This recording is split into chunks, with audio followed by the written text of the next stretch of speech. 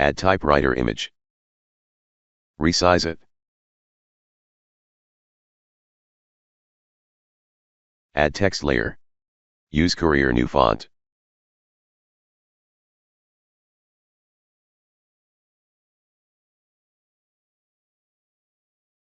Next add character offset animator. Next add property, opacity. In range selector. Add keyframes to start. 0 to 100.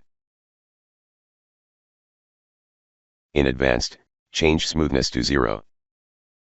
And change opacity to 0. For better look, adjust the keyframes.